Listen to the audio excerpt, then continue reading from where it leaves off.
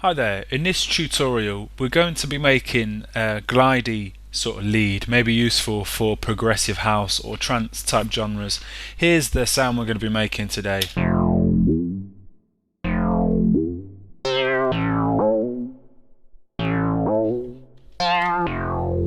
So if you wanted to take a note of these MIDI notes as well. Okay, so let's go ahead and set up a new sound in FM8, and to begin with let's set up the operators. So we're going to be using operators B through to F, so let's turn all these on and we're going to be routing all of these operators through the filter.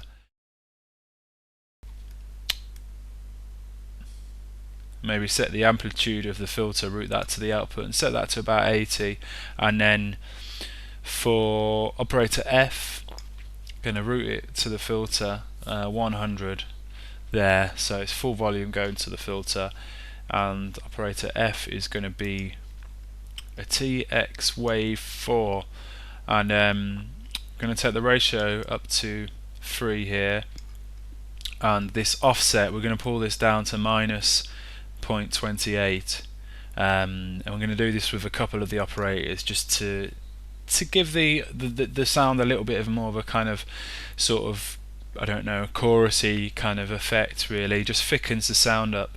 So operator E here, we're going to do the same thing again, 100 to the filter, and this is going to be one of these 1 plus 3 plus 5 square, and this is going to go in the other direction, 0.28 here for the offset, and the ratio is going to be 2.5. And for operator D, I'm going to do the same thing again, full volume going to the filter, and this is going to be the same wave, a 1 plus 3 plus 5 square, and let's go minus 0.24 on the offset, and 2.0 100 as well for the ratio. I've just taken this up ever so slightly just to give us a, again just thickening the sound up a little bit. Operator C, full volume going to the filter again, and this is going to stay as a sine wave and go plus 0.37 here on the offset, and the ratio is going to be 1.5. And finally for B, operator B, same thing again, going to route it to the filter at 100 and keep the ratio at 1 and go plus 0.40 on the offset, and this is going to be a sawtooth, and also all of these operators are going to be key synced so we get a nice consistent sound. So that's the sound we have so far. I'm going to do some kind of feeding back here with some of these operators, which is just going to give the sound a little bit more grit, really. So I'm going to feed B into itself by 41, C by 9, D by 28, E by 4, and F by 34.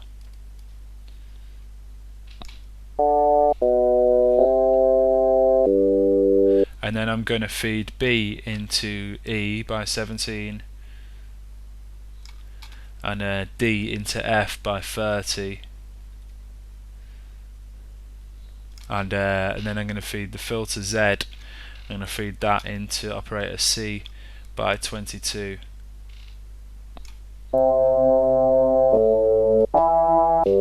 When we increase the voices and the width on that sound, all those kind of sort of this feeding back we've done will sort of come to life a little bit.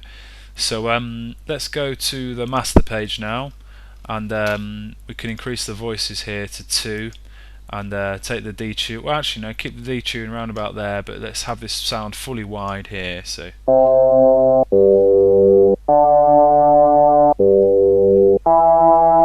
and take the analog up to around about halfway, 55, and let's make the sound mono so we can have a bit of glide in the sound, and turn the portamento on, keep it on auto, and then maybe bring the time down to around 18.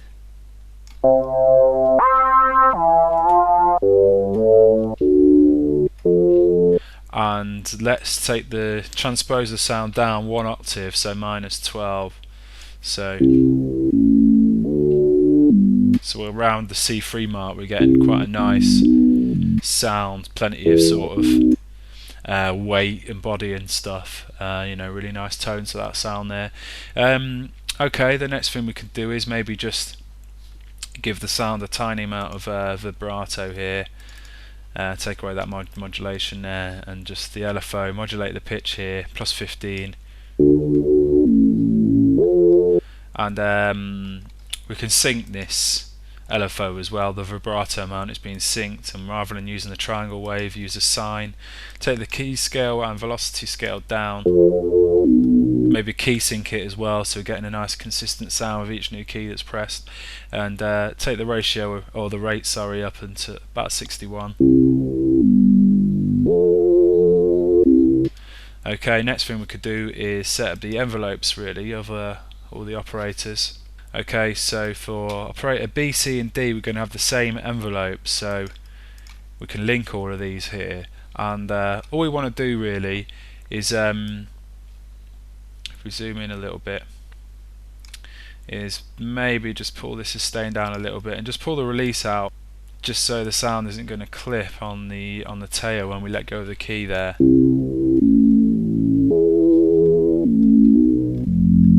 And for envelopes E and F we want these to be the same, and do a similar thing here, just pull the release out a little bit so we're just not going to get a clip on the tail, but what we can do here is just back off the attack of these a little bit.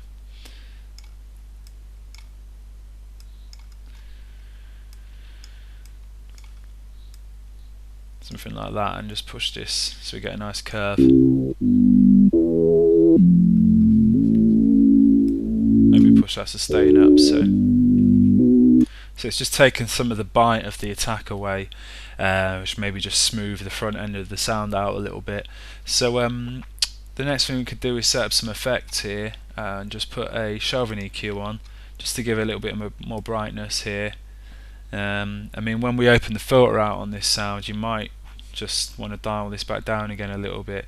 So, but when the filter's all closed and deep and stuff, it's quite nice to have that sort of EQ on there.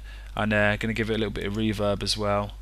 Time about 45, and take the brightness up, the treble up, and just pull the dry wet down to around about 24, 25. Okay, so next thing we could do really is set up the filter. So we've got the routing here is routed to filter 2, and so we could keep the settings for filter 2 pretty much as they are, and filter 1 just pull the cutoff down to about 19, 20, and the resonance down to a similar sort of value, 20, and the mode as well is going to be staying here all the way to the left on a low pass filter. What we're going to do here is turn the envelope amount up to 100, and then we're going to set an envelope here, so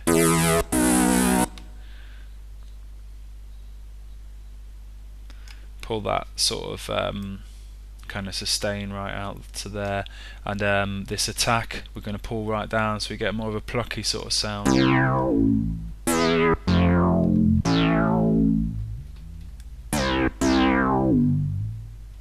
And also when we overlap with notes, we're getting a little bit of a glide there, so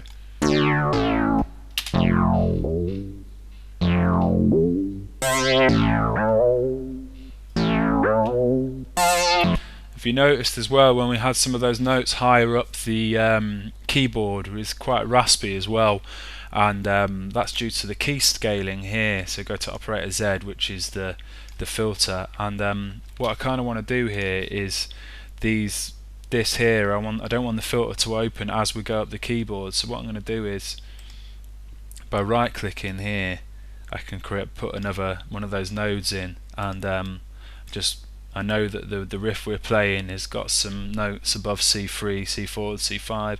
I don't want the filter to open out automatically so much on these, so I'm going to pull this down here on this key scaling just so the sound is a bit more tamed on those higher notes.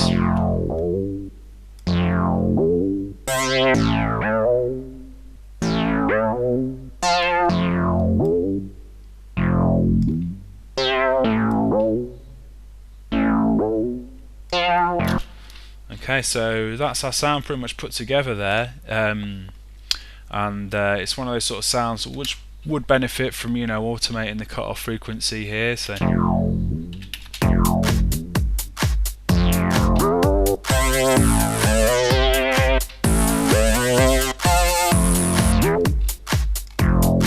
we'll take the resonance up. We'll play with this envelope.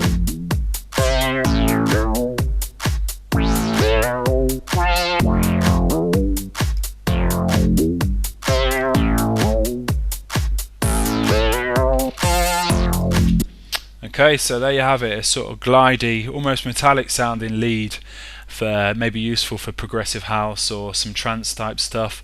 So yeah, I hope you enjoyed this tutorial. I hope you found it useful. Any questions, let us know, and thanks for watching. Hope to see you again soon. Cheers, bye.